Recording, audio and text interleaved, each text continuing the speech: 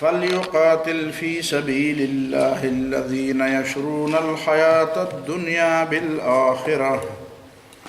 ومن يقاتل في سبيل الله فيقتل أو يغلب فسوف نؤتيه أجرا عظيما. آیت نمبر 74 سورة النساء. فليقاتل في سبيل الله الذين يشرون الحياة الدنيا بالآخرة خذوا حذركم نپس بیا وإن منكم لمن ليبطئن منافقان بد جهادنا مخ اڑی.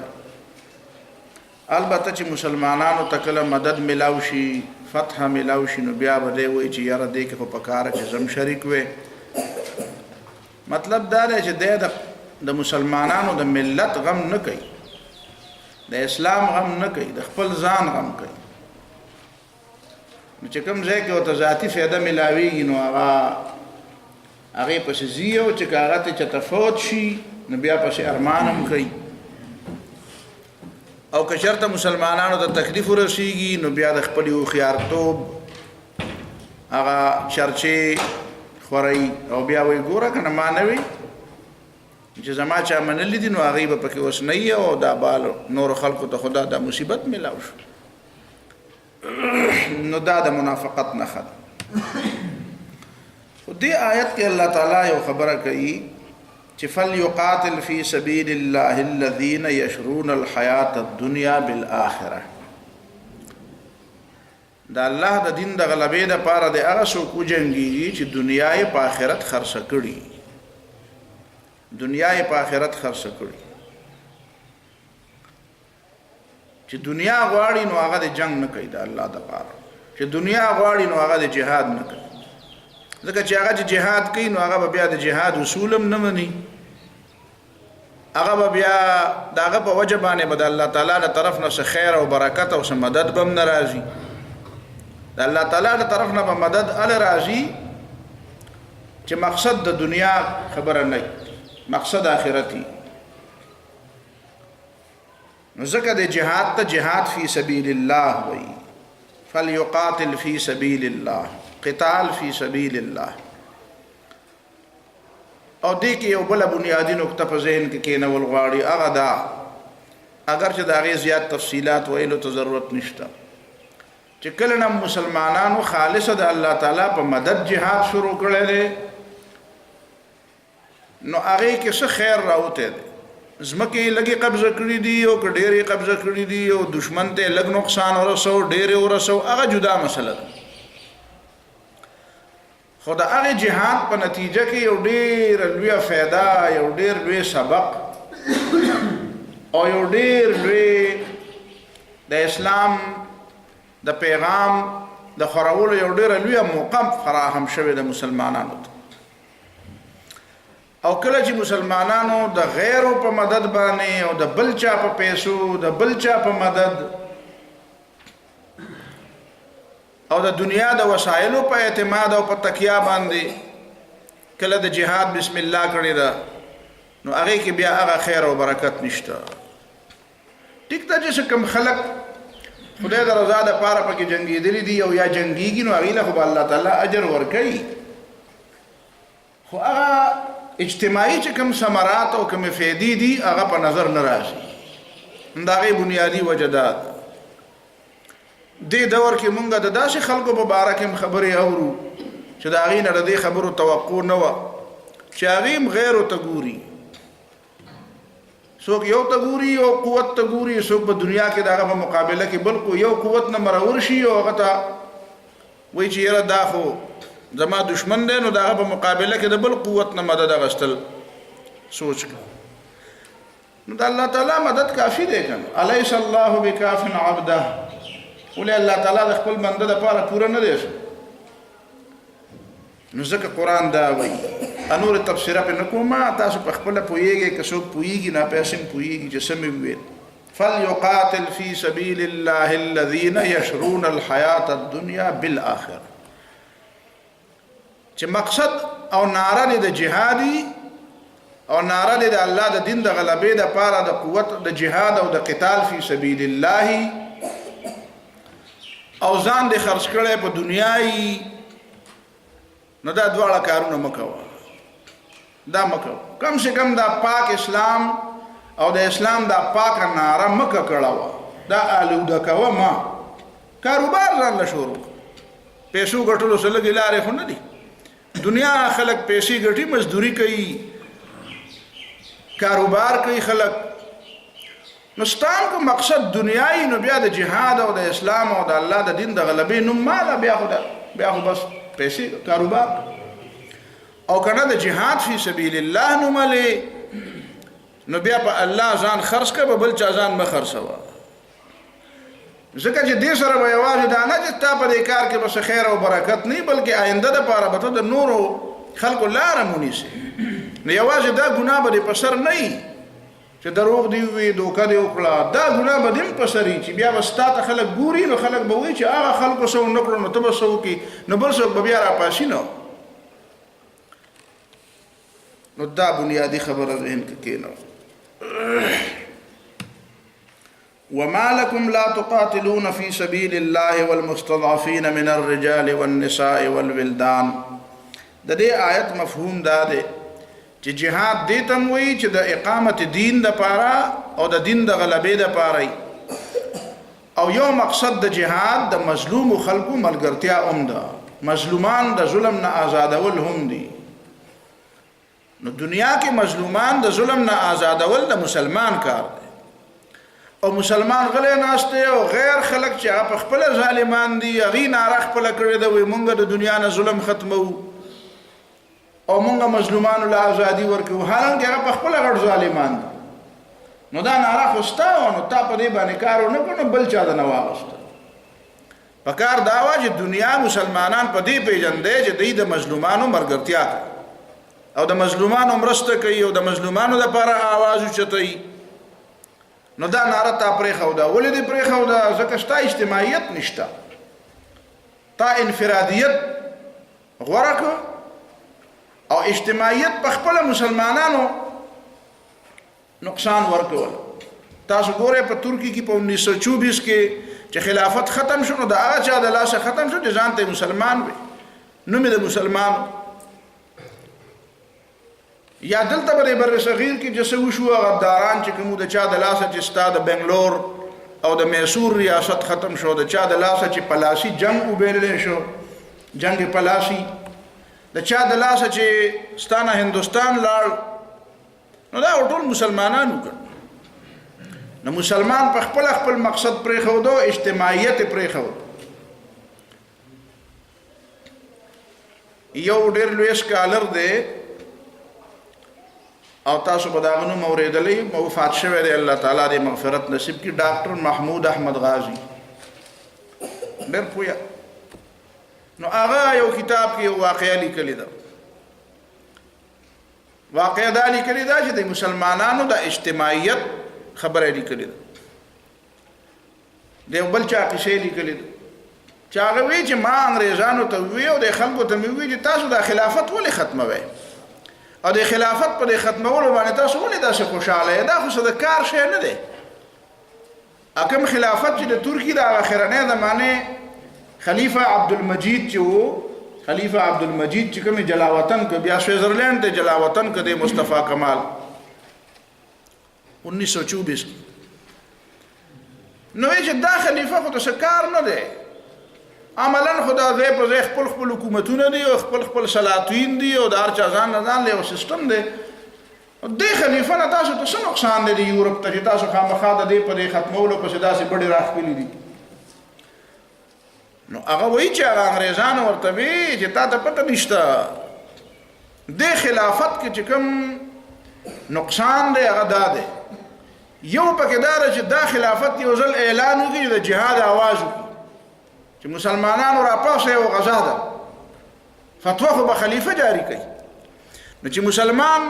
خلیفہ فتوا جاری کوي نو بیا د مشرق نه والا تر د مغرب پورې او د شمال نه د جنوب پورې چې کوم ملکونه د خلیفہ سره اختلاف کوي او که ارڅ چې کوي خو مسلمان برا پاسي بیا د غي علاج مو سره نشته نو دا یو داسې خطرناک لفظ دی دا د مسلمانانو دا د خلیفه دا لفظ داسې خطرناک دی چې څو پورې دا تصور موږ د دنیا د مسلمانانو د دماغونو نه ایستلی نو هغه پورې موږ کامیابي ناممکنه ده. او تاسو ګورئ عملا 1924 پورې یهودیانو ډېر کوشش وکړو چې دا فلسطین قبضه کړي او دا بیت المقدس قبضه کړي، خو قبضه یې نه کړی شو. پوهېدل چې دا نه شو قبضه کولی. او چې کله خلافت ختم شو نو بیا د هغې نه پس ګوره بیا د مسلمانانو سره څه وشو. نو دا چې اوس دا څه دي دا ټول د خلافت د ختمېدو نه بعد وشو. او اولنی ګزار چې د مسلمانانو په سر وشو نو هغه دا وشو چې د مسلمانانو نه بیت المقدس قبضه شو. ورنه سوال نه پیدا کېده چې خلافت دې موجود وي، برای نام خلافت دې وي. دا اوس زموږ د مسلمانان هم هغه ژبه وایي، یاره وایي دا خلافت دا ورسه کار نه و، ده څه کول، دا ورسه نه خبر نه و. لیکن یورپ ته دا پته وه چې نه، د دې باوجود چې دا خلافت چې صرف دا لفظ ژوندی که نه، دا هم زموږ دپاره ډېر لوی غم دی. نو د مسلمانانو اجتماعیت نشته او مسلمانان په خپل خپو باندې تبر وایي چې څوک ورته د اجتماعیت او د احیاء اسلام او د اقامت دین او د دین د غلبې خبره کوي نو هغه د په خپله دشمني. نو دی د دې نه خبر نه دی چې دا زه څه کوم د بل چا مقصد حاصلو. نو که دا وې نو بیا د مظلومو قومونو د اوچتولو دپاره به آواز هم مسلمان اوچتولی. اوس که مسلمان ځان نه مظلوم دی، د خپل حق دپاره آواز نشي اوچتولی، نو د بل مظلوم دپاره به آواز څه اوچتوي. دا په دنیا کې مسلمانانو باندې څومره ظلمونه کېږي او مسلمانان خاموش ناست دي. نو دا د قرآن وینا ده چې وما لكم لا تقاتلون في سبيل الله والمستضعفين من الرجال والنساء والولدان او الذين يقولون ربنا اخرجنا من هذه القرية الظالم اهلها. چې دا دعاګانې غواړي چې خدای د دې ظالمانو د کلي نه موږ وباسي. واجعل لنا من لدنك وليا، او د خپل طرف نه زموږ څوک غیبي مددگار پیدا کړي. او واجعل لنا من لدنك نصيرا، د خپل طرف نه زموږ مدد وکړي. او دې آیات کې بله نکتې ته هم غور کوه چې د هغه ځای مظلوم مسلمانان دعاګانې غواړي چې واجعل لنا من لدنك وليا، الله د خپل طرف نه غیبي زموږ مدد وکړي. نو قرآن وایي چې دا غیبي مدد به څوک وي؟ دا به د اسمان نه فرشتې یوازې نه راکوزېږي، دا به ته مسلمان میدان ته وځې نو دا غیبي مدد یې دغه دی. تا ته وایي ته پاسه گویا کہ مسلمان او مومن مجاہد دا د دنیا د مظلوم خلقو د پاره د الله تعالی غیبی مدد ده. هم دا خبر علامہ اقبال کړي وا چې ہاتھ ہے اللہ کا بندے مومن کا ہاتھ، قاتلوهم يعذبهم الله بأيديكم. دا د مومن لاس دې کې یو طرف ته د کافر د پاره عذاب دی او بل طرف ته پکې د مومن د پاره د خدای غیبی مدد دی. ته د خدای د غیبی مدد څه مفهوم اخلي؟ هغه به ته پاسې نو فرشتې به هله راځي. هغه داسې به نه کېږي چې ته به ګوټ ته زور کوې او ملایک به میدان ته ځي وایي چې زه خیر دی ته ګوټ ته زور کړې نو مونږ به لاړ شو. ملایک یوازې جنګ نه کوي، ملایک خو به داسې کوي چې ته میدان ته وځې نو فثبتوا الذین آمنوا، ابا بیا ستا د کلکولو دپاره میدان ته راځي. نو تا خو دا مفهوم غلط زده کړی دی. نو دې آیت نه دا معلومه شوه چې هغه وایي واجعل لنا من لدنک ولیا، الله زموږ غیبي مدد وکړي. نو الله تا ته وایي ته پاسه کړه د هغه مدد وکړه، دا د الله تعالی له طرف نه غیبي مدد دی. تا سره به الله تعالی مرسته او مدد به کوي. الذین آمنوا یقاتلون فی سبیل الله، مؤمنان خو د الله د دین د غلبې دپاره جنګ کوي. د مؤمن شان دار چې د ذات دپاره نه کوي. تلک الدار الاخرة نجعلها للذین لا یریدون علوا فی الارض ولا فسادا. آخرت به د هغه چا په نصیب کی چې دنیا کې تکبر نه کوي، دنیا کې خپله لویي نه غواړي، خپله لویي نه غواړي، د اسلام لویي غواړي، ذاتي خپله لویي نه غواړي. نو الذين آمنوا يقاتلون في سبيل الله، مؤمنان د الله د غلبې دپاره، د الله د دین د غلبې دپاره جنګ کوي. او د مؤمنانو په مقابله کې والذین کفروا یقاتلون فی سبیل الطاغوت،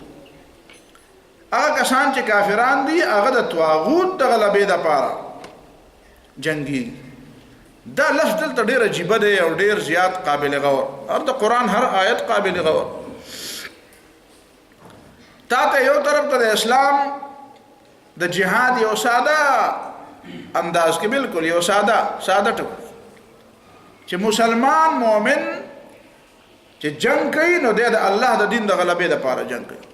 د په تصور کې د په ذهن کې د مقصد د نسب العين د طریقې کار د الله تعالی د رضا او د خوښي او د منشا مطابق د جنگ چل ملتنز د کوي د جنگ مقصد ملتنز د کوي او د جنگ طریقې کار ملتنز د کوي او چې کوم کافر دی نو هغه څه کوي یقاتلون فی سبیل الطاغوت تاسو پیژنئ طاغوت چاته وي د الله نه بغیر چې د چا بندگی کی چې د حد نه تجاوز کوي د حد نه زیاتې کوي نو گویا کې تا ته قرآن د دشمن د کافر د فوجونو خصلت د بیان کې په دې ټکی کې چې د کافر فوج خصلت بسې طغیان د حد نه تجاوز څه دی تکبر غرور بے حیائی فساد کورونه روانول بیزتی کول نشی کول حرامکاری کول بدکاری کول ډاکی کول د هیڅ قانون او د هیڅ ضابطې پابندۍ نه آزاد ګڼل دا د کفر د فوج دا طریقه ده ان الملوک اذا دخلوا قريه افسدوها دا قسمه فوجونه او داغي حکمرانان چې یو کلی ته دن نشي نو هغه کلی کې تباہی پیدا کی وجعلوا عزت اهلها ذله او دا غزي عزتمن خلق ذلیل کی عزتمن سره خود چا غلامی نه کوي او غداری نه کوي غدارانو د پاره بیا داسې خلق پیدا کی چې هغه نیچ خلقي دا هیڅ اخلاقی قوت نه دا هیڅ سابقه نه دا هیڅ حیثیت نه نو غداري د پاره داسې خلق ډیر زیات مناسب چې په پیسو باندې د خپل قوم او د خپل وطن او د خپل علاقې خلاف د غیر سره مرسته او مدد کوي دا تاتاریانو چې کوم خلکو هارون تیار کړو تاتاریان چې په بغداد حمله کوله نو دی ول استقبال لورلو چې دا غي فوجونه دی ول کار کړی ولته ابن علقمی دی او دا قسم خلک توسی دی سپکه وزیرانو سپکه داسې مذهبي خلکو او اکثریت پکې د شیعه فرقې خلکو نو هغه خلکو چې د غدارۍ لپاره کوم او د هغه غدارۍ په نتیجه کې بغداد تاتاریانو قبضه کړ دی ولا هارون وړل هغه یو بل توګه د جدام خلک دي جدا د خپل خلکو خلاف زمون ملګرتیا یې کړی دا نو سبا لکه ول زمون په سر چا پیسې ورکړي هم وجني نو یا ول دالر کې نو ول دا غي نشرونه کټ او دا سره پکارم وجعلوا عزت اهلها اذله نو یو مطلب خدا په دویمه خبره په ذهن کې دا ده او هغه تفصيلات ته بیا ځان له خپل ګوره دا په خلیج کې چې کوم جنگ و چې امریکا راغلی و دلته خلیج ته او د عراق خلاف چې کوم جنگ کړو د هغه جنگ د پاره په ټنونو د شرابونو مطالبه بدی کولې چې مر شراب پکار دی مونږ لا حتی کې د بے حیاي د پاره چې هغه د مصر نه کومه مطالبه وکړه په دې مجلس کې غلط ویل نشم مسلمان دا کارونه نه کوي مسلمان ته قرآن دا ویلی چې والمجاهد من جاهد نفسه فی طاعت الله او په دې لفظ باندې سره ال پویږي چې دا آیات او دا حدیث دواړه جمع چې اسلام ولې دا وی چې ګوره مجاهد ته صرف په دې نه مجاهد کیږي چې ته ځان ته مجاهد وې ته په دې مجاهد کیږي چې ته حقیقت کې د الله تعالی اطاعت کې او دا دې مجاهد ته خاص کر ولې وی چې ته د خدای نه ویریږي د الله تعالی اطاعت وکړه اصل مجاهد به د خدای په نس ال شي ځکه چې مجاهد سره ټوپک دی نو خو د بل چا خبره نه مني ټوپک والا خو د بل چا نه مني هغه چې ته د ایله خبره کوي هغه خپل ټوپک ګوتی وي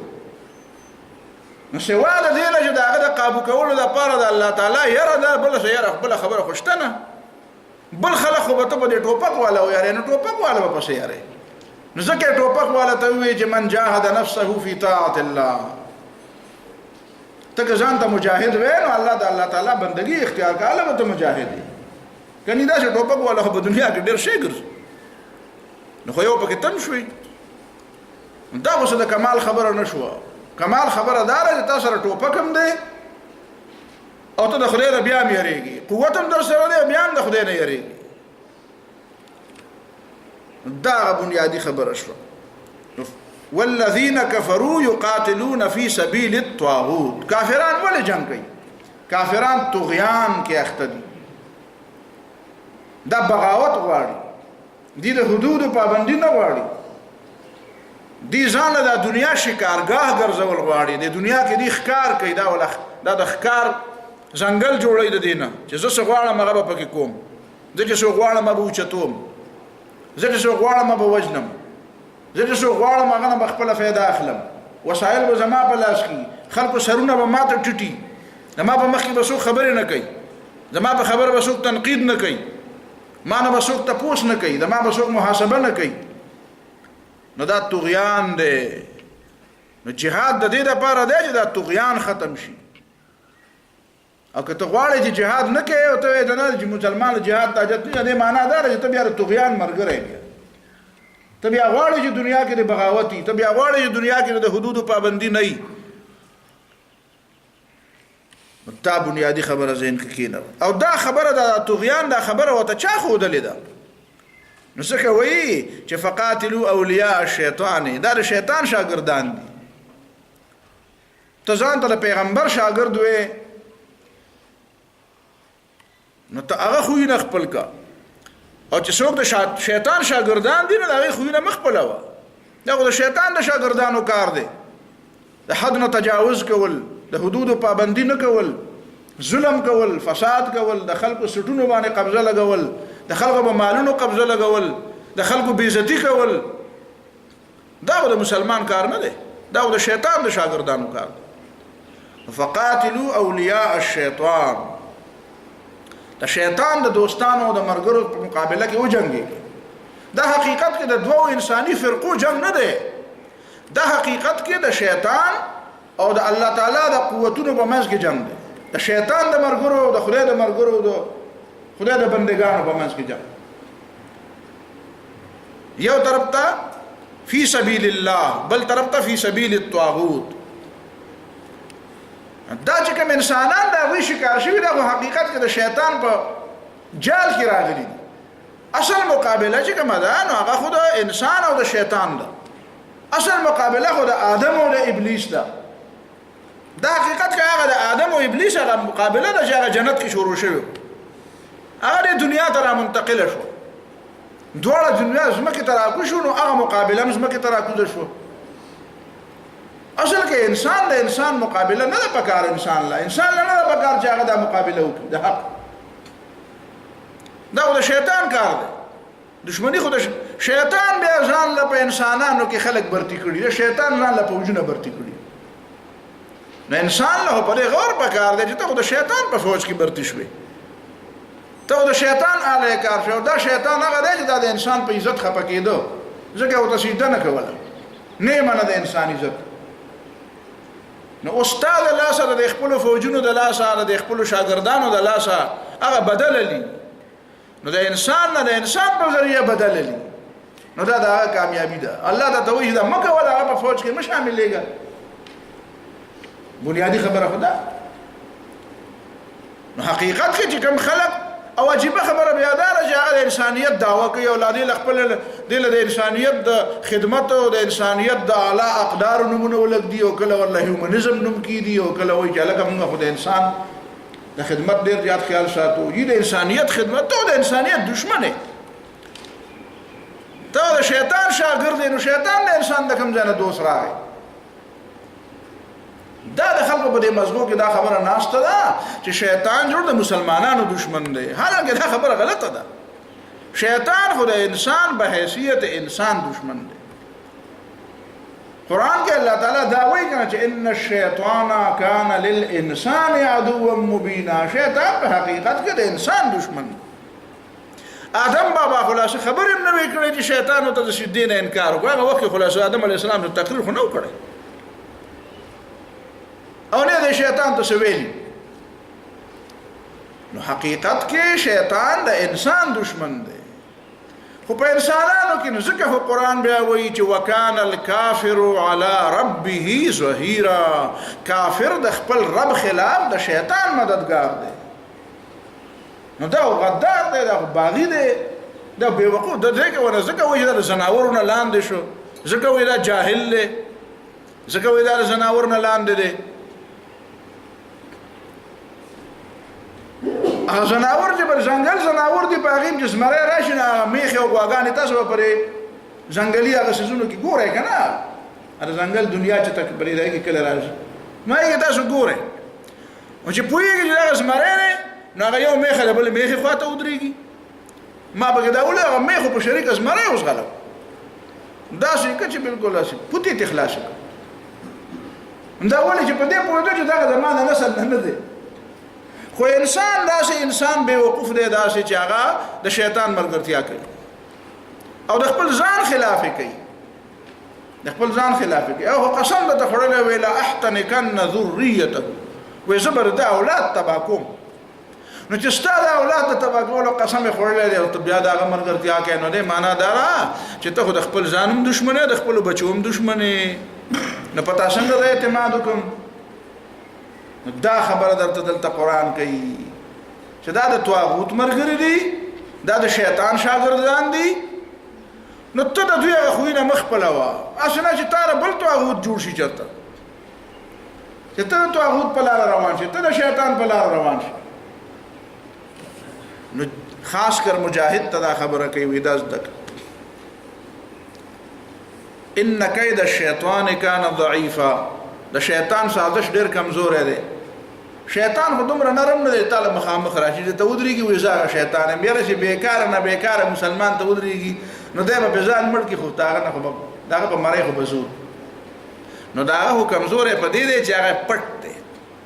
اشاته نه بلکل دا د امریکې فوجونه دا خلک وایي نران دي دا ډونران دي نه د دې نه روسیان ډېر نران او په سړي نیغ ورتلو مونږ ته دا تجربه ده په افغانستان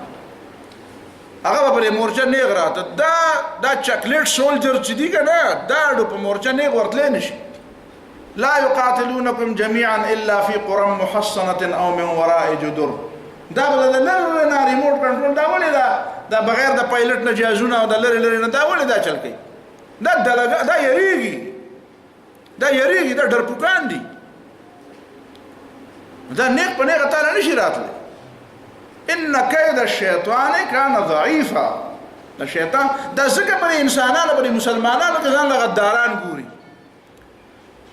اولې په انسانانو کې را پیدا کړي په انسانانو هغه بیا ځان له مسلمانانو کې را پیدا دا طریقه د دوی دا ده شیطان په انسانانو کې خلق پیدا کړي او انسانانو بیا په مسلمانانو کې خپل خلق را پیدا کړي په دې وجه دی کله کله جنګ وګټي کنی نو نه شیطان د آدم بابا نه جنګ ګټلی شو او نه د شیطان شاګردانو د مسلمان نه جنګ ګټلی شو سوال نه پیدا کی ان کید الشیطان کان ضعیفا الم تر الى الذین قیل لهم کفوا ایدیکم واقیموا الصلاة وآتوا الزکاة دا آیت لخیز د کول غواړي هر آیت خیز د کول غواړي الم تر الى الذين قيل لهم ولتا ندی کتلی یا ته نګوري هغه کسانو ته یا ته ندی کتلی هغه خلق چې هغه ته ویل شوی وو چې کفوا ایدیکم د خپل لاسونه را باندې کې واقیموا الصلاة وآتوا الزکاة منځونه قائموي منځونه کوي او زکات ورکوي فلما كتب عليهم القتال چې کله په دې جنگ فرض شو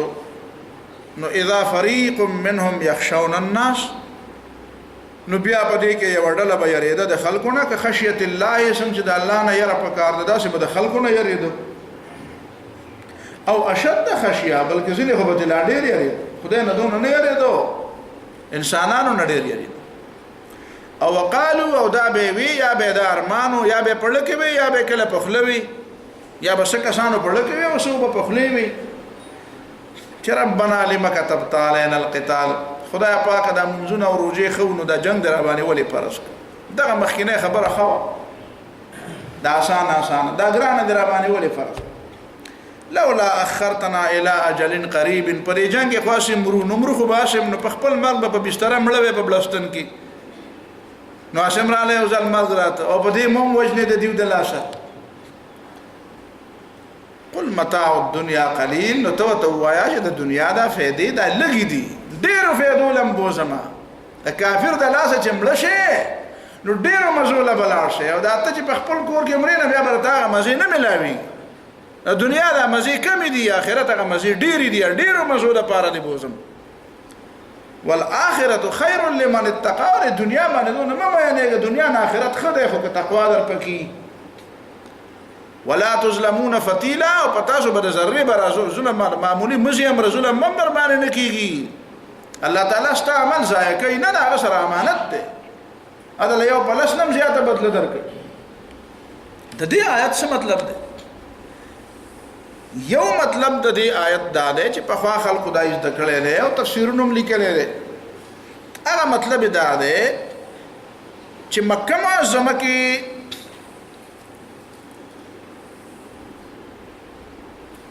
صحابه کرامو لکه عبدالرحمن ابن عوف رضی الله تعالی عنہ یا بعض نور صحابه کرامو بار بار رسول الله صلی الله علیه وسلم تراتلو چې د خدای پیغمبر دا کافران خو په مونږ باندې داسې زموږ ظلمونه او زیاتې کوي، نو موږ هم د اجازت راکړه. نو قرآن اجازت نه ورکړی چې نه صبر وکړئ، بس اقیموا الصلاة وآتوا الزکاة، منځونه کوئ، زکاتونه او صدقې ورکوئ، او فی الحال لا صبر. لیکن بیا چې په مدینه منوره کې هغه حالات بدل شو، اذن للذین یقاتلون بانهم ظلموا، اجازت ملو شو، نو بیا پکې بعض خلکو چل ول شروع کړو. دا د هغې بعض خلکو ذکر دی. قرآن وایي ټولو خلک خو نه یادوي که نه، وایي اذا فریق منهم، یو فریق یو ډله څه خلکو چې هغه یا منافقان دي او یا کمزوري مؤمنان، او د هغې بیا وروسته اصلاح کوي. چا وی نه د دې مطلب دا نه دی چې دا د مکې خلک نه یادوي، دا پخواني خلک یادوي. لکه امام ابن جوزی رحمه الله فرمایي چې احوال قوم كانوا في الزمان المتقدم، دا د پخواني زمانه د خلکو خبره کوي، د دې زمانه د صحابه کرامو خبره نه ده. پخواني زمانه کې داسې خلکو چې هغه جنگ وختو بیا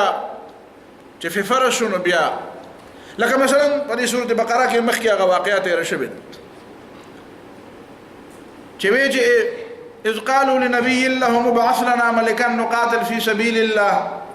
خپل پیغمبر ته وی چې مولا یو جرنیل مقرر کړي دا په قیادت کې جنگ وکړو، فلما كتب عليهم القتال تولوا الا قليلا منهم. او دې جنگ په ورشنه بیا ته واپس ولک خلق پاتې 313 خلق پاتې، باقي خلکو انتها. بیا چې په لاره کې جنگ لتلنه بیا ورته چې امتحان وکړي چې وبه بنس کې سوا د یو چومنه، نو هغه وبه مشکلې، نو په امتحان کې هم فیل شو. نو هغه بیا لږ خلک پاتې شو، لږ خلک بیا غالب راغله. و دا هغه واقعې ته اشاره ده. او مطلب چې نه دا دی چې تاسو د مرګ نه مه یېرېږئ او جنگ کوئ. زما رای دا ده والله تعالی عالم چې کوم مفسرین وایي چې دا د صحابه کرامو د مکې د دور خبره کوي، نو دا ټیک خبره ده، او دې کې دننه ډېر لوی حکمت دی، او دې کې دننه د ډېرو خلکو د اعتراضونو جواب دی. اولنۍ خبره دا ده چې دا مکې معظمې کې چې صحابه کرامو وی چې مونږ جنگ کوو،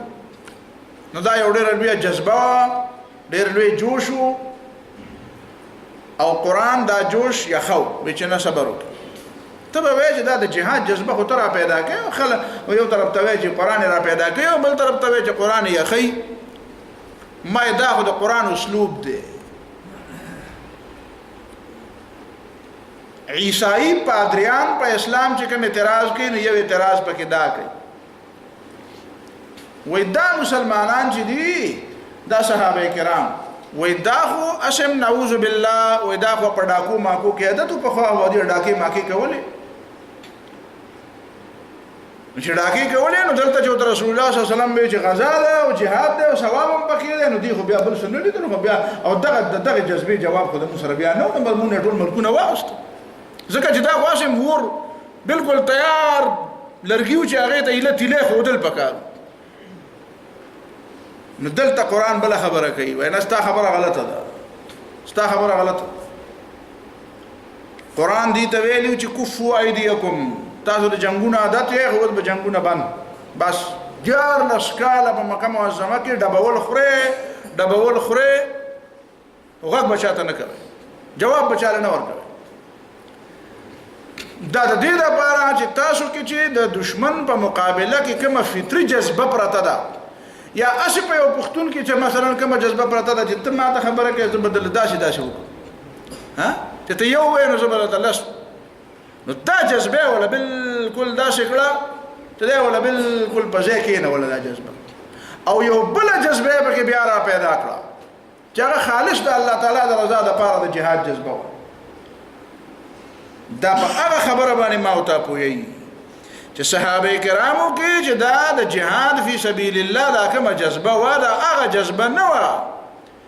چې په یو عرب کې یا په یو بل سړی کې فطري تور باندې د خپل دشمن خلاف او د خپل مد مقابل قوت خلاف یا د خپل ځان د دفاع خلاف په باره کې یا د خپل حق د اغشتو په باره کې یا د خپل سپېړې د بدل د اغشتو په باره کې چې کومه جذبه پرته ده، هغه جذبه نه ده د جهاد ده، دا بله جذبه ده. هغه جذبه خو قرآن سړه کړه، خلکو ته وایي کفو ایدیکم، بس دا لاسونه رابند کړي. او دونه حده پورې دا جذبه د خلکو ته وایي چې دا لرې کړي د ځان نه، دا خپل ځان عادت کړي د دې خبرې سره. دا جذبه هغه چې تاسو په ذهن کې خالصه کومه جنگي جذبه ده، جنگي جنون چې ستا هم دی، هغه جنگي جنون ته ختم کړو. جنگی جذبه لاړه دونه ته ختمه کړه چې خلک د دې سره عادت شو چې بس همدغه منځونه بیا منافقانو یا کمزوري مؤمنان وایي چې تاسو قاسم مونږ ته ویلي چې بد دا منځونه کوي دا راته ټیک دي، او راته بیا وایي چې بیا نه، نو موږ خو دونه د دې منځونو د دې جنګ نه د بچ کېدو لپاره داسې عادت شوي چې اوس موږ راپاسېدل مونږ ته ګران دي. چې دا راپاسېدل ورته ګرانو نو بیا قرآن په بله طریقه راپاسول. اوس ورته وایي د الله د رضا لپاره اوسه قاتلو فی سبیل الله، او د الله د رضا لپاره جنګ وکړي. نو پادری کاغه تا خبره نه ده زده کړې، ته نه پوهې په خبره باندې. صحابه کرامو چې ملکونه فتح کړي دي نو دا یې په هغه فطري جنګي جذبه او په هغه طبعي عربي جنګي جذبه نه دي فتح کړي، هغه جذبه خو ولا قرآن سړه کړې وه. د هغې په ځای د هغې سړی هغه جذبې د سړولو نه بعد ورله یو بله جذبه بیا ورکړه،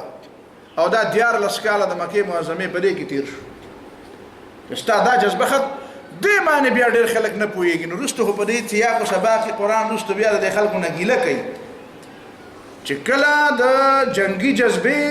خبره ونه ته ډېر تیز وي چې هغه جنگي جذبه هغه د جنگ هغه عربي جذبه یا هغه کومه انساني فطري جذبه چې کومه وه نو چې په هغه وخت کې مې درته ویلی نو بیا پرې ورتلې. اوس چې درته ویم چې هغه شی هغه جذبه ټیک نه وه، خالص د الله د رضا دپاره اوس ورځه، نو اوس ته چل ولکې. نو فما لهؤلاء القوم لا يكادون يفقهون حديثا. ته په دې خبره ولې نه پوهېږي؟ په خبره ولې نه پوهېږي؟ قرآن ته داسې په ساده ژبه کې ګیله وکړه.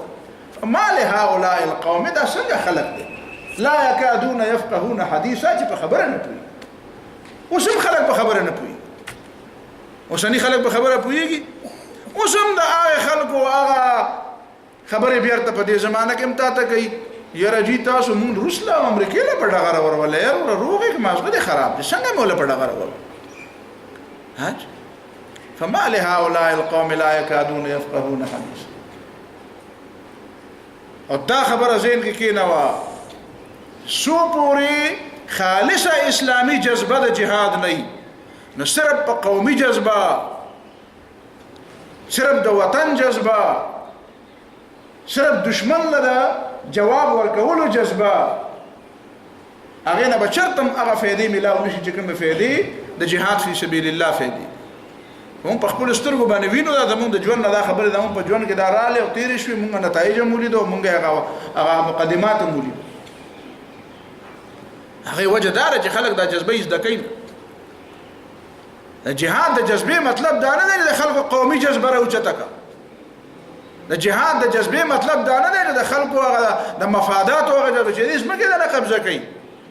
پلانکې چې درنه قبضه کوي، وسایل یې درنه قبضه کړو، دا خو د هغه کار. دا هغه بنیادي خبره ذهن کې کېنوه.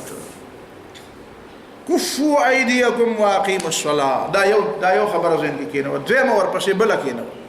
هغه دا ده چې واقیموا الصلاة وآتوا الزکاة، اقامت الصلاة او ایتاء زکات په دې ځان پوهول غواړي. خو ته به نن صرف په اقامت الصلاة خبره وکړم، دا ایتاء زکات به تا ته پرېږدم چې ته ګوره خپل عقل استعمال کړه. وروسته قرآن درته وایي افلا یتدبرون القرآن، قرآن کې غور کوه. مونځ قرآن ورته دا وایي چې د دې جنګونو نه ځان را بند کړئ او مونځونه کوئ او زکات ورکوئ. نو د دې ځان پر رابندولو کې او د دې مونځ په کولو کې څه تناسب دی، څه په دې کې توافق څه دی، د دې یو بل سره څه نسبت دی؟ و دې یو بل سره ډېر لوی نسبت دی. پته ولګېده چې دا مونځ داسې یو شی دی چې دا د هر یو نیک عمل لپاره بنیاد هم دی، او د کفر په نسبانه دا مونځ د هر نیکۍ جرړم ده، او د جهاد په دې کې ډېر لوی کردار دی په دې مانځ کې. یعنی دا مونځ چې کوم دی د جهاد دپاره د تیارولو دپاره په دې مانځ کې ډېر لوی کردار. څنګه به ډېر لوی کردار؟ او تاسو د قرآن باندې غور کوئ که نه، دلته ورته وي ګورئ د هغه عصبي جنګونو نه، د عصبیت د جنګونو نه، د ماده پرستۍ د جنګونو نه ځان رابند کړئ، د قومي جنګونو نه او د ځمکې دپاره د جنګونو نه ځان رابند کړئ. او دا رابندول په دې کې به تاسو مدد د چا نه اخلئ؟ مدد به پکې د دې مانځه نه اخلئ. دا مونځ به ستاسو تعاون او مدد کوي. په دې کې مونځ کې به عاجزي پیدا کېږي، مونځ کې به تواضع پیدا کېږي، مونځ کې به نظم و ضبط را پیدا کېږي. جهاد کې دا ټول څیزونه پکارېږي. جهاد کې د امیر اطاعت پکارېږي، د امیر اطاعت به په مانځه کې زده کوي. جهاد کې د الله تعالی دا لویه د الله اکبر دا نعره ده په جهاد کې چې ته لګې دا د الله اکبر نعره ده په بانګ او په مانځه کې زده کړه. جهاد کې د منظم ان الله يحب الذين يقاتلون في سبيله صفا، نو دا صف بستی به دا صفونه به کوم ځای زده کوي؟ دا صفونه په مانځه کې زده کوي، په مانځه کې دا د امامت دا تصور دا په مانځه کې زده کوي. او د لوی الله تعالی د لویوالي نه بغیر د بل چا لویوالی نه منل دا هم په مانځه کې زده کوي. که امام خطا شي ورته سبحان الله څه کوي؟ تا بل څه شروع کړو سبحان الله. غلطي که امام داسې غلطي وکړه چې هغه بالکل د الله او د الله د رسول د حدودو نه بار په مانځه کې ټپه شروع کړه، نو ته ورته سبحان الله وایې که نیت به تړی او د ګریوان نه به نیسي، نو ته یې ته خو د منبر نه راوځه. ته خو دا غلطي خو د امام منم چې د رکوع په ځای سجدې له لاړ شي او د سجدې په ځای رکوع له لاړ شي، او د قیدې په ځای پاسي او د پاسېدو په ځای کینی. دا غلطي هم ټیک ده چې په ولاړې تحیه شروع کړي، دا غلطي هم منم. والتحیه په ناستې په ځای په ولې دا غلطي ټیک ده سبحان الله به، خو دا غلطي د امام چې امام د الحمد په ځای ټپه شروع کړي، نو دا په سبحان الله نه کېږي. بیا به د ګریوان نه نیسي واپس کوي، ورته به د منبر نه وځه. ته خو د دې لایق نه، تا ته به څوک څه وایي چې ښه چې ټپې شروع کړو سبحان الله ورته وایه. نه بیا د امامت نه لرې کوه. نو دا کیسې به ته په مانځه کې زده کوې، په مانځه کې. ځکه خو فرعون په دې پوهې او فرعون زه کله کله د ملګرو ته په ګپ کې دوه درې خبرې کوم، پکې کله عجیبه عجیبه خبرې راځي. پوه شي په خبره؟ یو ځل ما ته یو سړي وویل فلانکې قوم او فلانکې خلک څه خلک دي، نو بس که بیا مې اوس ته په رښتیا ووایي بیا به رانه ته خفه کېږي. وایي یاره ډېر زبردست همت دی پکې، حوصله بالکل نه بېلي. وایي زه خو ته ډېر متاثر یم. ما بیا ته د شیطان نه متاثر شه، شیطان خو اوسه پورې حوصله بېل نه دی، خو بیا هم کېدای شي بل ورځ بېلي. شیطان د هغه بابا آدم نه مشر دی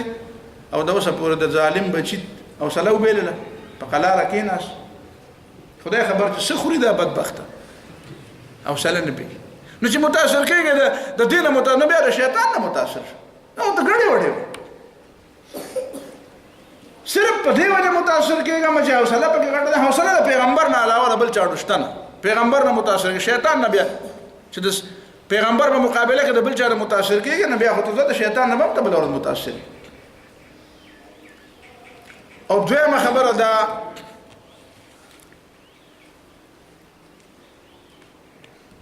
چې دا څه خبره مې کوله په بله خبره کې پټه شو. بهرحال رایاده بشي. نو خبره بنیادی ته ورداو چې مونږ فرعون مې ته وی فرعون کله زه دا دویمه مسله وایم زم چې د دې زمانه د مسلمانانو د اسلام دومره مو پیژن چې څومره فرعون پیژندل با زموږ د نیمه نه زیات کار وشو تاسو یقینو کې دی فرعون بے تعلیم او بالکل شډل بے تعلیم لیکن هغه ظالم چې د موسی علیه السلام د دعوت په نتیجه کې د اسلام کوم خبره او پیژندا نو کاش چې د مونږ د دومره بشمیر اوازونو نصیحتونو او تقریرونو قرآن د درسونو د حدیث د درسونو او د کتابونو او د خدای خبر چې ها د دې په نتیجه کې مسلمانانو هم اسلام نه پیژند ته فرعون څنګه پیژندل یو په قرآن ویلو قرآن دا باندې گواہی کړي او چې وجحدوا بها واستيقنتها انفسهم ظلما وعلوا وجحدوا بها د علم باوجود د اسلام نه انکار واستيقنتها انفسهم او دړونو په خې یقین جوړو کته صرف یقین تار شوی نو یقین ګوره د فرعون جوړ قرآن په گواه خو ایمان نه یقین پته ولګی چې ایمان نه بغیر هیڅ نه دی اشه هیڅ دغه یقین د فرعون هم د قرآن په گواه دی ستا بغیر د گواه نه دی د فرعون په گواه دی یقین جوړو خو انکار یې ولې وکړو ظلم او علو ظالم او متکبر ظالم او متکبر ان فرعون علا فی الارض فرعون پس موږ کې تکبر دا تکبر دوی مرته دا ویم چې دا خبره چې ته کوم چې اسلام څنګه پیژندل او نو اسلام دا پیژندل چې موسی علیه السلام په باره کې وی او د موسی علیه السلام ضرور هارون علیه السلام په باره کې شوی مخامخ وته وی چې وتكون لكم الكبرياء في الارض تاسو معنا مشریه بس په خبره دا ضروره خبره دا معنا دا تخلي دبل باندې پوهه او مسلمان کا په اوسه پورې نه دی پوهه چې اسلام د شیطانانو نه اقتدار علی او مؤمنانو له ورکړي دا مسلمان کا کلا نه دی او فرعون ته خبر دویمه دا چې فرعون ویلو چې د دیو دا منځ نه دی منځ دا ډېر خطرناک شی دی منځ بنی اسرائیل د دې باوجود چې ډېر بیکاره خلکو خدایي په منځ کې یو کمال و چې داغي د منځ نه فرعون یریدو او زما استاد د بشمیره مصلی په هوا ګرځو په تندې کې میرابونه وشو خو زما استاد مون نه رسوک یریږي ارزه راته اجازه ده د مانځه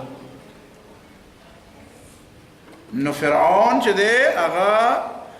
د بنی اسرائیل جماعتونه روان کړي ځکه موسی علیه السلام ته الله تعالی وحی وکړه قرآن وایي وأوحينا إلى موسى وأخيه أن تبوأ لقومكما بمصر بيوتا واجعلوا بيوتكم قبلة وأقيموا الصلاة ګوره یو د فرعون اخرنه گزار په دې په ګوره بچي ولم لکړو یستضعف طائفة منهم بني اسرائيل دیوال سره ولګول خزه ولا بیزته کړی بچي ولا حلال کړو خو اخرنه چې کوم دز ورکو د فرعون مسلمانانو مؤمنانو لپاره زمانہ کې نو هغه داوا چې به جماعتونه کې بمون نه کوي جماعتونه به بند نو گویا کې مونږ دې دا هغه شی دی چې دا خالص جاهلیت کله غالبي کنا نو دا غوړه اخرنه گزار بیا په مونږ دی هغه خلک سادهګان دي چې دا دین نه دي خبر چې کله اسلام سیاسي غلبه په دنیا کې نه نو خیر دې منځونه خو به دا اشداتی په وکیو ده نه ده خبر نه اسلام پیژني نه کفر پیژني ذکر رسول الله صلی الله علیه وسلم حدیث کی فرمایي صفا حدیث ده طبرانی روایت ده غالبا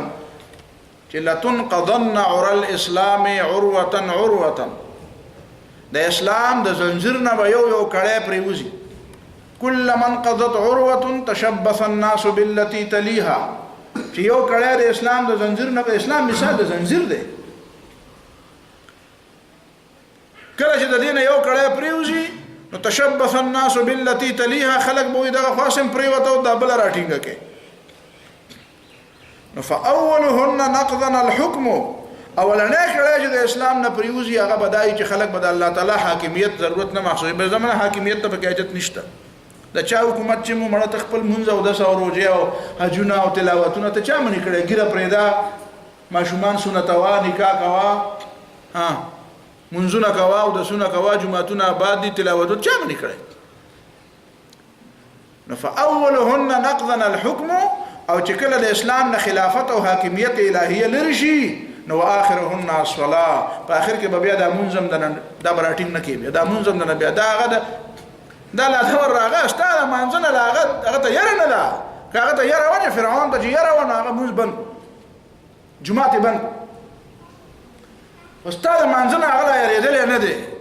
هغه دې څه په شوق کې راغله د په خوا مشرانو مونږ ته خبره کوله په پرې چوک یادګار کې د پارټیشن نامه پاکستان جوړېدو نه مخکې وی جلسه وا انګريزانو خلاف آزادۍ لپاره نو دا انګريزان پولیسو په بیا لاټي چارج کو نیو سلام ته یو ځای نه تلو ته باندې باندې نو هغه په زنده باد نه غیر اشاره کړو نور به منډه والے او تکړو خاریان خلک او خياران دا ساده نو ډېر اشاره کړو پولیسو چې راځه کړو ډډه وای نو هغه پولیس ته وځي ته ما ولې وي نه هغه ته وایي چې ولې د وانتاج دا وی چې پاکستان زنده باد نه غوړي پاکستان زنده باد څه مطلب دی وی چې بیخ یو مطلب راته نه معلوم نه دی ولې والا خو ټول خلک په شوق کړه زنده باد بس ما نه چې رااله ما مې چې زنده باد ته څه خبره چې پاکستان څه ته وایي او تا په ماره خو دي نو دې مسلمانانو په شوق کې زنده باد ویلي الله اکبر دا معنی نه دی خبر هغه ته پته ده چې نه دی خبر دا چې الله شوق نه الله اکبر وي کني فرعون بیا ولا جمعات بند کو نو موسی علیہ السلام ته هارون علیہ السلام ته الله تعالی حکم وکړ چې دا باقی خبره خو باقی دي خو مونږ در نه ځای نشي مونږ پرې نه دی جمع پرې نه دی جمعتونه روان کړ په کورونو کې مرکزونه جوړ کې ان تبوأ لقومكما بمصر بيوتا سکورونه مقرر کې یو بل مسلمانانو یو بل پوي کې پټ چاله کا فلان کی کور ته راځي او وجعلوا بيوتكم قبلة اغه منزو اغه کورونه داسې مقرر کې چې هغه قبله ته مخامخ هغه مرکزونه مې او دا قبله ته مخامخ دا ډول مطلبونه او اقيموا الصلاه منزونه کوي منزونه پرې نه دي فرعون په دې پوي دي چې تاسو باندې اخرنه گزار د مانزه دي او تاسو په دې ځان پوي کې چې کوم بیرته را پاسو نو بیرته را پاسې دلم د دې جمعات او د دې مانځنه کې چې مونږ بټیک نو ال برا پاسو مسلمان نن مونږ کوي خو د مونږ سبق نه علي مونږ کوي د مونږ سبق نه علي مونږ یوازې کول نه دی پکار د مونږ سبق زده کول غواړي نو دلته د قران دا وی چې کفوا ايديكم واقيموا الصلاه جنگ نه ځان را غوړه دا مونږ داسې عجیب دی کم جنگ چې به مقصد دی دا غیر نه د مونږ منی کوي او کم جنگ چې با مقصد دی هغه ته تیاری داسې نسخه کیمیا په دنیا کې د انسان نه چې د ټول دنیا انسانان راجم شي نو چې کوم د مونږ نسخه الله تعالی پیدا کړی داسې نسخه د انسان پیدا کول نشي دا مونږ داسې کوم خدا مونږ د کول غواړي نو دا د مونږ هغه کردار دی په فلما كتب عليهم القتال کله چې په قتال فرض ګوره یو قتال د طبيعت هغه نه بند چې استا کوم د مزاج جنگ دی هغه نه بند شو یو هغه قتال له جادر باندې بیا استا د مزاج خلاف بیا قران وایي کنه كتب عليكم القتال وهو كره لكم دا پتا شو خنه لګي ځکه چې خو به سړی هغه لګي چې سړی په خپل شوق او په خپل جذبه کوي وطن آزادو مودته وګوره د ما مقابله ته وګوره خدای دې راته ټینګي چې ورګه تشال دا قسم جنگ نه دا قسم جنگ پر طبيعت سره مطابق دی او کم جنگ چې دا قسم مقاصد پکې نه او صرف د خدای رضا پکې مقصدی صرف اقامت دین پکې مطلبي هغه په سړی ډیر بوج راوړي نو ته دا جنگ پکې نو پادری کاغه غلطه خبره کړې ده چې وایي چې د صحابه او قاسم جنگ ته مټي رانغښتي وي خو بس پیغمبر علیه السلام ته تیلې نه ورته نو بس بیا غو ځان نه پوهېدل دغه مقابله پر چا پلار کړی وای دا مقابله نه و دا شی نه و دا جذبه نه و دا ته کوم وای ستا په دې کې ولې دا جذبه نشته چې په هغه کې ونه دا قومي جذبه پتا کې ولې نه و ولې استاد مکه نه وي استا خلق نه دا په خپل خلکو کې دا جذبه را پیدا کړه دا جذبه دا نه و دروغ وای ته خبره نه پوهیږي دا جذبه خو په هر یو جنگي کې ده دا جذبه دا نه و دا جذبه د اقامت دین جذبه و د فی سبیل الله جذبه و دا مطلب شو لیکن بیا شي چلو شو فلما كتب عليهم القتال جنگ فرش بیا اذا فريق منهم يخشون الناس كخشيه الله بیا بدی کی اور ډلوا او داسې یریدا د خلقنا لکه چې د خدای نه یاره پکا حالانکه د دې لپاره نو شوي دا چې دې ته ویلو چې کفو ایدیکم نه مطلب تربیته اخلاقی تربیته ګوره رسول الله صلی الله علیه وسلم د صحابه کرامو هغه تربیت نه چې نن تربیت کم خلق د جنگ د لپاره ضروری ګڼي دا چې کم ځای کې دا چې راغلی چې رسول الله صلی الله علیه وسلم دا ټول فوجیان صحابه کرام را جمع کړي او ته وی چې لکه شابه داواله چرته اکا دوکا دا چې لګ واقعات لکه د حبشو نو خلق راغلي او بجماعت کې تیر اندازي کوله دا چې اکا دوکا واقعات راځي خدا سے منظم تربیت چې جنگ فوجیانو لکم ور کوي چې دا اسلحه دا او دا بداسي وسپړې او دا بداسي وای او دا چې منظم بروانه دا قسمه خبره خود رسول الله په زمانه کې نشته صحابه کرام په زمانه کې نشته نو کم تربیت ولا ور کړل نو تربیت چې ولا ور کړل نو اخلاقی تربیت ولا ور کړل خدای نه یې راولې دي د موږ په ذریعہ ولا تربیت ور کړل دي اطاعت نظم بس اطاعت امیر بسنګ کوي صفائی بسنګ خیال ساته خدای دې یاره بسنګ کوي پر دې مال له بګوته نه وروړي بیا چې کومه وته بیا نصیحتونه کړی ور باندې لګوي بوډاګان باندې وژنه زنانه باندې وژنه ماشومان باندې وژنه پریوتی سړی باندې به گزار نه کوي وبو به خلکو نه خړاوي فصلونه به تبور نه ورته کوي نو بدا یو ځل خبره پوره یو ځل ته تحقیق وي او نن زمانه کې وته وایا به د تکینا او د تربیت د جهاد څه ته وایي نو تربیت د جهاد واجب ابو رسول الله صلی الله علیه وسلم عام خبره کړې ده چې یاره تیر اندازي د کول دا لوب نه ده لهو معنا فزول کارونه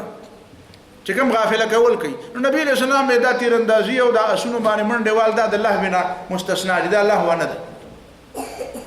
دا څنګه چې خارا د جواب یو ظلم داسې شي ویل جوړ کنه یو ظلم منډه موالده اسونو خانو مقابله هم کړی دا خدا داسې مستقل عادت نه چې الګا د جهاد د تربیت حصہ ده الجهاد چې کوم تربیت ورکړل هغه اخلاقی تربیت ورکړل نو هغه اخلاقی تربیت چې سو پورې هغه تربیت اثراتو نو تا غدل چې د اوسه پورې د موږ د اسلام راغله د داول چې په زور چې مسلمانان کړیو برتانیې کې یو ځل یو انګريز ماته وای دلته یو سړی تقریر کوو په لار روانم داس وای سړی تقریر کوي راته وی کنه ما سره مناظره و وینشتیا وای ما ته وی چې تاسو به په زور مسلمانانو تاسو د برتانیې ورنه په زور مسلمانانو یو وخت روان وای دا رښتیا دي وای تم دا شوی چې په زور به مسلمانانه نو ما ته وی چې استاد ما په باره کې څه خیال لري چې په زور مسلمان کړه مګه په خپل خوخه وای ته په خپل خوخه مسلمان شوی ما کته په خپل خوخه مسلمان شې په دې د سې تر ته بیا خو ځبای تر نشته مې امداسه بکیږي بل څه غلطه خبره کړه لا اکراه فی الدین مسلمانی په زور نشته خوشاله شو یاره تا ټیک خبره ما خبرم دا دی واځ ستاره خوشاله لپاره نه دا خبره ټیک ده یو وخت بنا زراي ته په خپل وایي د مسلمانۍ په زور باندې مسلمانول نشته تربیته اخلاقی او فکر نو دا موږ چې مسلمانان یو دلته د دې چې وایي چې اسلام زور کوي نو ته ستا بابا چا زور کړل ته خپل لیکنه ته پوښتنه وکړه پلان نه ته پوښتنه کوي پتا چې زور کلمه ویلې نو دا مطلب دی بیا ګوره اذا فريق منهم یا ورډلا نو دا څه ډله به چې په هغه زمانه کې او په دې زمانه کې به می او چې د جهاد نه انکار کوي نو دا به څه چلی نو دا به بل څه چل نه خو یخشون الناس دا به د خلکو نه یری نو څه چل او داوا به دای د خدای نه یریږي که خشیت الله څنګه چې یره د الله نه پکار ده د خلکو نه به یریږي څنګه چې یره د الله نه او اشد خشیه بلکې د دینم ډیره زیاته دا څومره د خدای نه یره کوي خلق نو د غینه د انسانانو نه ډیر زیات یریږي حقیقت دا دی چې انسان را پریوځي تاسو به وایي دا قران څنګه خبره مبالغه کړي مبالغه نه ده کړې دا بالکل ټیک خبره کړې ما ته یاد دي نو د ملتان ته مونتلیو طالب علمان غالبا په زمانہ کې مولانا الرحمن صاحب الله تعالی وبخي نو اگر اتوي ملتان کې اجتماع او ما ته وی چې زینا ته دغه ده قاسم قلاته بهاءالدین زکریا او شمس تبریزی رحمهم الله چې لا شو نو ما سید ولنه لا چې لاړو نو هغه مولانا خدا سي وای اختیبه پرې خو دې ملنګ وند ښکارې دا ملنګانو چې وکړو څه قصیدې مسیدې وته شروع کړې او پورا قصې شو فارسی کې لګیاو نو بیا چې نن وته قبر ته تاسو یقین وکئ ما که زه دا وایم چې ما به ډېر کم داسې سړی لیدلي خو مې دي الحمدلله داسې خلک ډېر کم پشمار چې په مانځه کې په دومره توجه ولاړي چې د دنیا او ما فیها نه بې خبره وي صرف هغه خپل مونځ سره یې کاري داسې کسان ما ډېر کم لیدلي لیکن هلته چې هغه کوم سړي سجده کوله هغه قبر ته یو په رکوع او بل بالکل په سجده په قبر ته نو مولانا ما ته وی ته وګوره وی تا په منځ داسې په توجه شو لیدلې دي لکه دا دی چې په قبر ته څنګه په توجه دي مولانا مرته حیران شو نو ظالم داسې په توجه خدای ته ولې سر نګدي خدای ته داسې په توجه سر فزمکه کېده نو صبر ته ملاو شي بار دومره بار وخی دي چې دومره بار خطل بری په تصور کې نه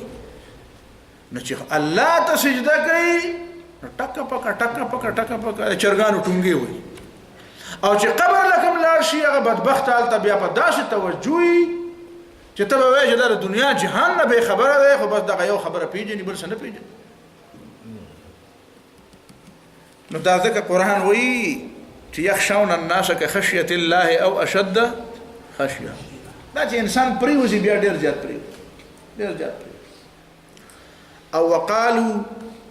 او خلقو ته م وایي پړکې م وایي او چغې مو باسي څه وایي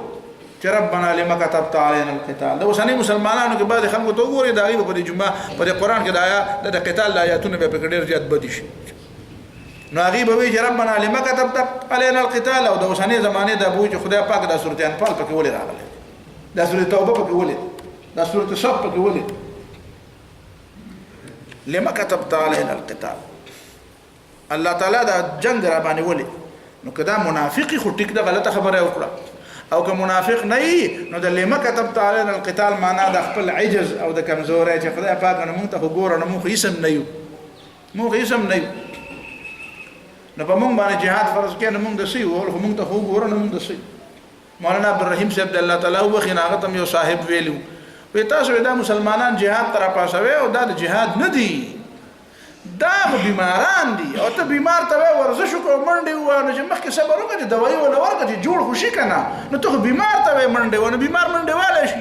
نو مولانا عبدالرحیم صاحب ته وایي چې منډې نه شي وایلی نو د کافر په دې لاس چک هم نه شي لګولی دا بدبخته چک خو پرې ولګوي که نه پروت سړی چک لګولی شي که نه چک خو پرې ولګوي لولا اخرتنا الى اجل قریب وی تا ولی نه واپس کولو مونږه هغه نیټې نږدې ته وی لږ وخت به دې را نور را کړی وی نو هسې به په خپل مرګ مړه وی او یا به م لږ د ایمان مضبوط کړی وی نو خدای خبر د ده په دماغو کې د ایمان د مضبوطولو دپاره څو کاله شرط دی دا به ده ته پته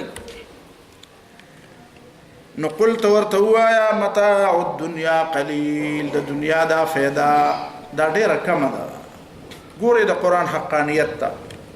څوک د خپلو مرګرو کمزوري دنیا ته بیانوي او خلکو ته وایي راشئ دا کتاب وګورئ چې پای کې د ده د مرګرو کمزوري مي نه داسې نه کوي خلک په پرده اچوي نه خیر دی دا زموږ د کور خبره ده دا بار مه وایه راپسې وګوره ته د کور خبرې بار کې دا به د خپله کمزوري خلکو ته ښکاره کې او قرآن د الله تعالی کتاب دی د الله تعالی کتاب او دا غټې د بوت او ثبوت دلیل یو دلیل خو نه دی بې شمېره دلیلونه دي نو دا خو دغه د دې خلکو پکې شو کمزارۍ خبرې پکې ذکر کړي چې داسې یارېده او دی وایي چې خدای پاک ولې دې راباندې دا جنګ فرض کوو او دغه کتاب په باره کې خلکو ته وایي راځئ وایي چې دې نه خبرېږي هغه بېلاغه خبرې کوي الله تعالی بېلاغ او چا پروا نه ساتي چا خیال نه ساتي دا د دې خبرې ثبوتونه دي چې دا قرآن د الله تعالی کتاب قل متاع الدنیا قلیل څه مطلب دی چې ټول عمر مړه باندې جهاد نه فرض کېدی نه داسې مه وایه دنیا خو به یو ځل هسې ختمېده والآخرة خیر لمن اتقى او آخرت دا هغه چا دپاره غوره دی چې کوم د الله نه یریږي ولا تظلمون فتیلا تاسو باندې به معمولي غوندې ظلم نه کېږي فتیل هغه باتی غوندې هغه مزې چې د کجوري په دې زړه کې دننه پروت دي مزې معمولي شی اوس دغه خلک پوهیږي یوازې پیغور له نه ورکوي پوهیږي اينما تكونوا يدرككم الموت ولو كنتم في بروج مشيده. کم ځای کې چې تاسو یې نو را لاندې به کې تاسو مرګ را لاندې به ګوره د دې مرګ په باره کې قرآن دوه خبرې کړې دي. د یو شي نه چې ته بچ کېږې نو یا به دې داسې بچ کېږي چې ته منډه وې منډه ته وې او ته تیزه منډه وې او هغه دومره تیزه منډه نشي وهلی نو ته به بچ شې. یا دا چې ته په یو داسې مضبوطه قلا کې بند یې چې هلته هغه نشي راتلی. نو مرګ په مضبوطو قلاګانو ورځي او د مرګ منډه هم ستانه تیزه ده. بلکې قرآن په بل ځای کې بله خبره کوي. دلته خو وایي یدرککم الموت، سورة جمعه کې بل شانته وایي. هلته وایي چې قل ان الموت الذي تفرون منه فانه ملاقيكم. د کوم مرګ نه چې ته تښتې هغه د مخامخ را روان دی. ته داسې فرض کا چې د مرګ نه ته تښتې نو یو د کوم سړي نه چې ته تښتې هغه دوه دي، یو نه دی دوه دي. نو یو په هغه پوله د مخامخ را روان دی چې په کومه پوله ته تښتې، او بل در پسې په هغه پوله در پسې روان دی چې کومه باندې ته او هغه منډه ستا د منډې نه تیزه ده. نو څنګه به بچ کېږي؟ څوک بچ شوي دي د اوسه پورې د مرګ نه؟ او د انسان د سادهتوب ته وګوره چې د مرګ نه د بچ کېدو ټول عمر لګیا یي. د مرګ نه د بچ کېدو خبرې هم کوي او د مرګ نه د بچ کېدو تدبیرونه هم کوي. یاره جی سپیډ ډېر مه وه مړه به شو، یاره جی ګورې خیال کوه دا مه خوره غوړي ډېر مه خوره. ما باندې چې دا د زړه تکلیف راغی بل کال که نه دوره، نو بیا به دا ملګري ما ته لګیا و یاره جی ته داسې خورې او ته خوراک مه کوه. ما ورته چې زما علاج دا نه دی، زما بیماري هم دا نه ده، تاسو نه ده، ما بیماري بله ده، دا د ډېر خوراک د وجې نه او د غوښو د وجې نه نه ده راغلی. وایي څه ده؟ ما سورة حجر کې الله تعالی فرمایي چې ولقد نعلم انک یضیق صدرک بما یقولون. ضیق الصدر، سینه تنګېدل، د زړه رګونه تنګېدل. نو ستاسو هغه به د ډوډۍ د وجې نه تنګ شوي، زما دا په بله وجه تنګ هغه دا چې ولقد نعلم انک یضیق صدرک بما یقولون. دا د دې خلکو په دې ګډو وډو خبرو تنګ. الله مې ما ته پته ده چې ستا زړه د دې خلکو په خبرو تنګېږي. نو بیا به علاج شي. نو علاج دا دی چې فسبح بحمد ربک، د الله تعالی تسبیح وایه، وکن من الساجدین، او څه کوه؟ سجدې کوه، او واعبد ربک حتی یاتیک الیقین. مرګ را روان دی نو بس عبادت کوه. دا په د مرګ پورې دا چلی او مرګ را روان دی اسنه. نو ما زما مسله دا ده، ستا مسله به دغه وي، خو زما مسله دا. تاسو په خبره پوه شئ. د انسان سادهتوب ته ګوره چې د مرګ نه د اوسه پورې اړ څوک بچ شوی نه دی، او دی د مرګ نه د بچ کېدو. یاره جیب یې خدای په د مرګ نه بچ دی. دا تاسو اورئ که نه اورئ؟ یاره جیب یې د مرګ نه بچ دی. د مرګ نه څوک بچ دی؟ بابا دې بچ دی، نیکه دې بچ دی. هغه مونږ چې دا سکول کې به ما ته یاد دي اووم جماعت کې عربي کې ما عربی کې کتاب و پای کې لطیفه و یو کشته کې سړی ناسو، نو هغه بل سړی چې پکې ناسو خو غریب یارېده. نو هغه کشته مانکي والا ته وایي ستا پلار ژوندی دی؟ هغه وایي نه مړ دی. وایي څنګه مړ؟ وایي دا کشته ډوبه شوه بس مړ شو. وایي نیکه دی؟ وایي هغه باندې هم کشته ډوبه شوه مړ شو. وایي خدای دې بنده ته د کشته کې یارېږي نه چې پلار او نیکه دې پکې مړ دی. هغه غلی و بیا ته تپوس وکړه وایي ستا پلار څه شو؟ وایي هغه مړ دی. وایي کوم ځای کې؟ وایي کور کې په بستره کې مړ دی. وایي نیکه دی؟ وایي هغه هم کور کې په بستره کې مړ دی. وایي ته کوم ځای اوسېږې؟ په هغه کور کې. وایي یارېږې پکې نه؟ وایي یارېږې پکې نه؟ خو بس خو مر خو یو ځل دی نه که په کور کې هم به مرې او که په کشتۍ کې هم به مرې. دا کومه ته د سادهتوب خبرې کوې چې د مرګ جهنم نه ځان بچ که، د جهنم نه د بچ کېدو کوشش وکړه چې د هغې کوشش په نتیجه کې د جهنم نه بچ کېدل ممکن دی. نو ته چې جهنم نه ځان نه بچ کړې چې د هغې نه بچ کېدل ممکن دي، ډېر شی خلک ته بچ شو او بچ کېږي. او الله تعالی هم درته وایي قوا انفسکم واهلیکم نارا. ځان هم د دوزخ نه بچ کړه او بچي دې هم ته بچ کړه. نو ځان د مرګ نه بچ کړې او بچی د مرګ نه بچ کړې، نو نه ته بچ کېږې او نه د بچی بچ کېږي،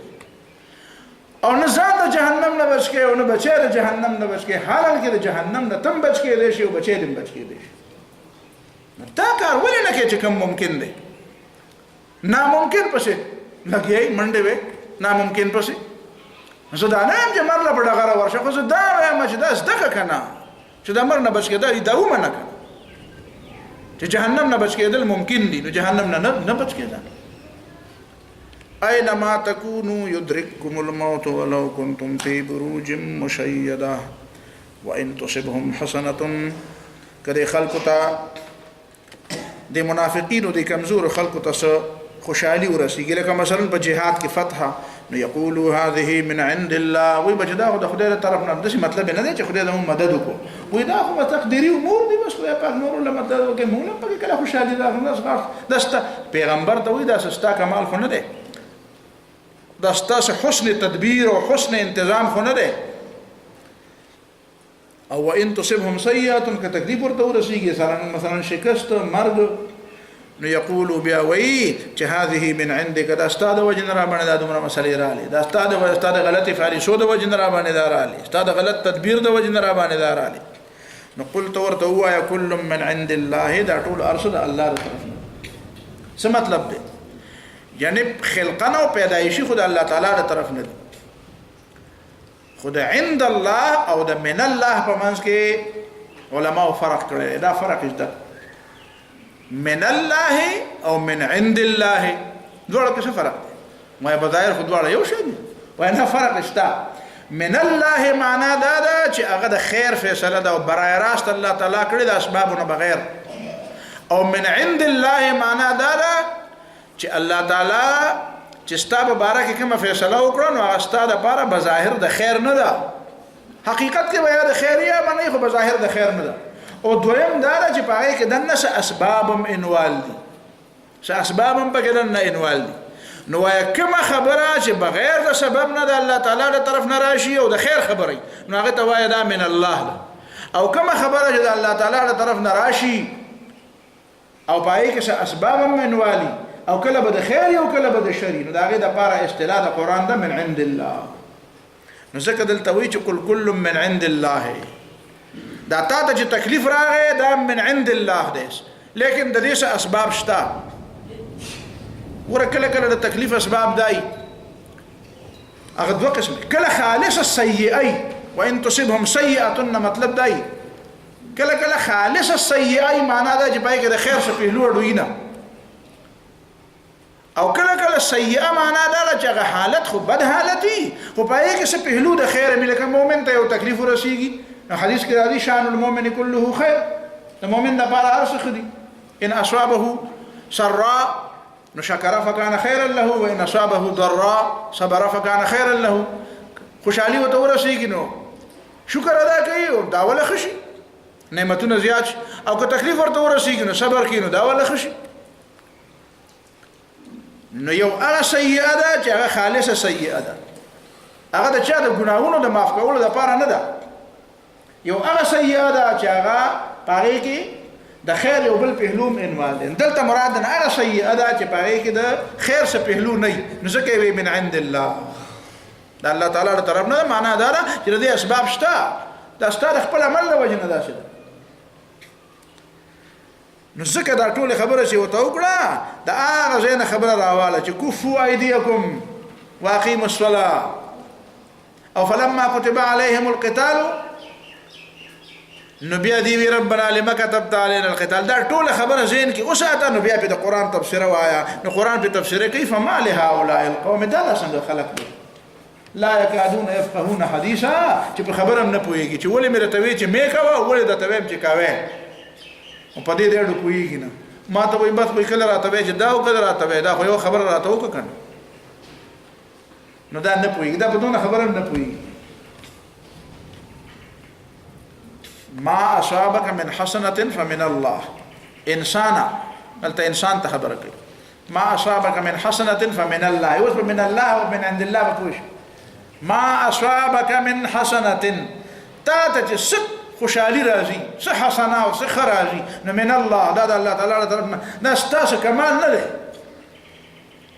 دا د الله تعالی نعمت دی، احسان دی، برای راست الله تعالی درک. وما اصابك من سیئه فمن نفسك، او څه چې تا ته تکلیف رسیږي نو د دې وجه ستا په خپل ځان کې ده، نو کله به ښه او کله به تا دپاره ښه نه وي، خو بهرحال وجه به په تا. وارسلناک للناس رسولا، او ای پیغمبر ته مو خلقو دپاره پیغمبر لیږلی، وکفا بالله شهیدا، او د دې خبرې دپاره الله تعالی پوره ګواه دی.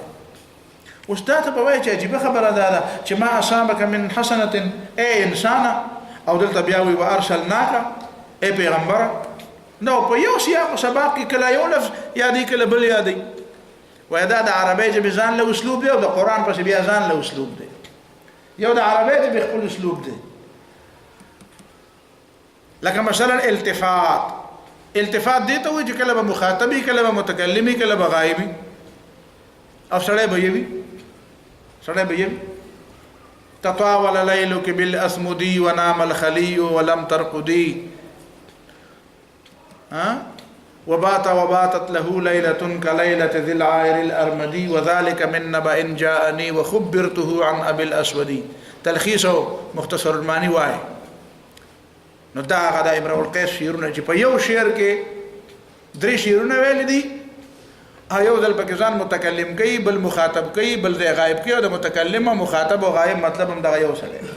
او په یو وخت کې دا خبرې کوي دا عربي اسلوب دویم د قران مجید یو خپل اسلوب دی او دا چې چا زده کړی نه نو هغه ډېر زیاتې مسلې او مار دې ډېر شي مثالونه دلته راغلي د قران اسلوب دا دی چې کله کله خبره روانه وي اچانک د خبرې نه خبره بل طرف ته لاړ شي د قوم خبره روانه وي اچانک د پیغمبر خبره شروع شي د پیغمبر خبره روانه وي اچانک د قوم خبره شروع شي نو دا د التفات یو بل قسم دی په قران مجید کې چې دا د قران سره خاص دی دا په عام عربی کې نشته او دا غي بشمیره مثالونه لکه مثلا یو څو مثالونه واوره چې په دې ټوله خبره پوه شي سورۃ اعراف کې چې کوم ځای دی خلکو ته ډیر زیات ګران دی خبره د آدم علیه السلام نو آدم علیه السلام خبره کوي په ایمان کې پکې وایي چې دی دعا کوله چې لئن اعطيتنا صالحا لنكونن من الشاكرين فلما آتاهما صالحا جعل له شركاء فيما آتاهما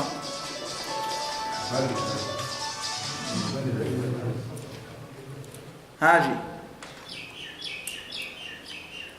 نو یو طرف ته خبره د چا کوي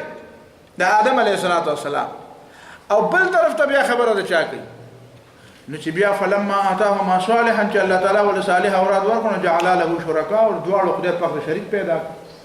نو بدل ته خلق و چې آدم علیه السلام څنګه شرک کو نو بیا کله پکې وای دا شرک لفظي دی دا کله شرک وي خدای دې تا کوئی کی دا داسې شرک نه دی دا د آدم علیه السلام نه یادای دا قوم یادای خبره د پلار روانه ولا رزویته کله کله سره زویته خبره کې مړوي دا کله کله سره د خپل خدای نه خپشي کنه او د خپل بچی نه خپشي وای دا ماماګانو ته تللی دا ماماګانو ته او چې خبره ته خپشي دا ترونه ته تللی نو خبره یو خبره لا چې هغه بابا په بل ځای کې نشي غریب بل ته خراب خبره تاسو پوه نو دا کله خبره یا وای نو هغه کې فلما آتاهما صالحا پورې دا غیر مخکې خبره ده آدم علیه السلام روانه او چې فلما آتاهما صالحا ته ورسېدل نو خبره د چا شروع شوه خبره د قوم شروع شوه خبره د عام انسانانو شروع شوه پیغمبر دا د آدم بابا خبره نه کوي هغه شرک نه دی کړی لفظي نه چې د شرک شایبه پکې نه وایي لفظي څه ته وایي او معنوي څه ته وایي یا لکه بل مثال يا أيها الرسل كلوا من الطيبات واعملوا صالحا إني بما تعملون عليم وأن هذه أمتكم أمة واحدة وأنا ربكم فاتقون فتقطعوا أمرهم بينهم زبرا يا أيها الرسل پیغمبرانو كلوا من الطيبات حلال اخرى واعملوا صالحا او نیک عمل کوي رست بیا فتقطعوا أمرهم هغه خو هغه خدای خبره ټوټه کړي نو پیغمبرانو ټوټه کړي نجی دا حکومت دا غوډاغي نام لیواو پیغمبر د پدې لښ کې دا خبره شامل ده چې پیغمبر په هوا نه ګرځي پیغمبر چاته را لېږلی شوی چې د پیغمبر خبره کېږي نو مطلب یې دا دی چې د قوم به کېږي ځکه خو زه تاسو ته وایم چې خضر علیه السلام